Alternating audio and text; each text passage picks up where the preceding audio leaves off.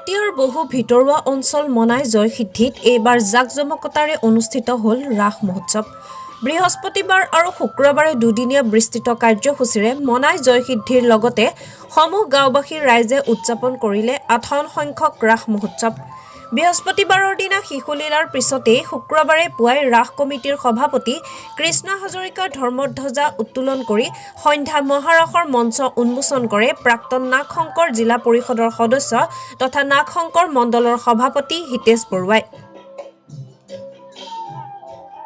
মুখ্য অতিথি হিচাপে অংশগ্ৰহণ কৰে ৰাধাৰ চৰিত্ৰত অভিনয় কৰা অসমৰ জনপ্ৰিয় অভিনেত্ৰী তথা নৃত্য প্ৰতিয়সী বৈভৱী গোস্বামীয়ে। নৃত্যশিল্পী বৈভৱীয়ে উৰেটো নিশা ৰাধাৰ চৰিত্ৰত অভিনয় কৰি নৃত্য প্ৰদৰ্শনেৰে উপস্থিত দৰ্শকৰ মন জয় কৰিবলৈ সক্ষম হয়। সম্প্ৰতি মনাই জয়সিদ্ধি সাৰ্বজনীন ৰাস মন্দিৰ প্ৰাংগণত ৰাস উদযাপনৰ বাবে আটকধুনীয়াকৈ সজাই পৰাই তোলা দেখা গৈছে সমূহ গাঁওবাসীয়ে।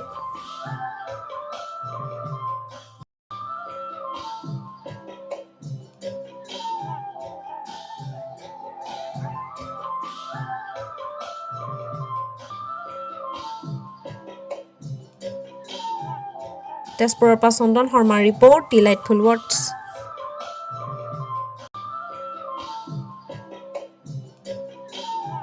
পোনপ্ৰথমে মই মনাই জয়সিদ্ধি সাৰ্বজনীন ৰাস মহোৎসৱৰ লগত জড়িত সকলোকে ধন্যবাদ জ্ঞাপন কৰিছোঁ।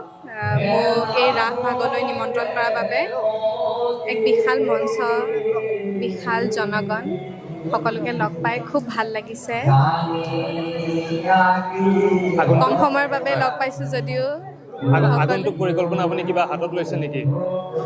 বিশেষ বোলছবি বা তেনেকুৱা কিবা আগন্তুক পৰিকল্পনা কিবা লৈছে নেকি? এয়া মই এতিয়া আপোনালোকৰ আগত এতিয়াই কৈ দিব নোৱাৰিম।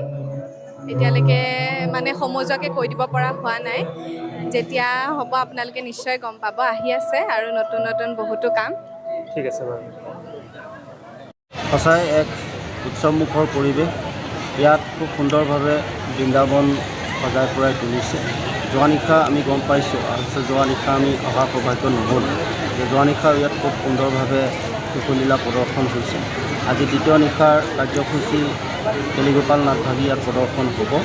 আমি আশা কৰিছোঁ যে খুব সুন্দৰভাৱে ইয়াত সেই নাটভাগ উপস্থাপন হ'ব।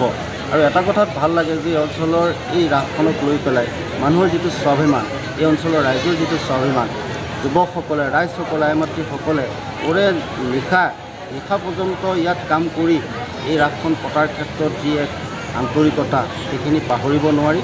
যে 58 বছৰ হ'ল আমি গম পাইছোঁ যে এই ৰাসে চাওঁতে 58 বছৰ পাৰ হৈছে। এনেকৈ শতবৰ্ষ অতিক্ৰম কৰক সেই আমি শুভেচ্ছা জনাইছোঁ। ৰাস কমিটিৰ সকলো বিষয়ববীয়া কৰ্মকৰ্তালৈ আমি শুভেচ্ছা জনাইছোঁ। আৰু তেখেতসকলৰ যি ত্যাগ, তেখেতসকলৰ যি কষ্ট, এই কষ্ট উঠি অহা প্ৰজন্মৰ কাৰণে এক প্ৰেৰণা হওক। আৰু আমাৰ উঠি অহা প্ৰজন্মক আমি আহ্বান জনাইছোঁ যে আমাৰ অগ্ৰজসকলে যি আমাক দি থৈ গৈছে সেইখিনি আমি আগবঢ়াই লৈ যোৱাৰ ক্ষেত্ৰত উঠি অহা প্ৰজন্মৰ গুৰুদায়িত্ব পালন কৰিব লাগিব। সেই একেই লক্ষ্য লৈ ইয়াতো যুৱকসকলে একান্তভাৱে এই কাৰ্যসূচী যেনেকৈ আত্মনিয়োগ কৰিছে সেই সঁচাই প্ৰশংসনীয়। আমি ভাবিছোঁ খুব সুন্দৰভাৱে ইয়াত কেলিগোপাল নাটভাগ উপস্থাপন হ'ব।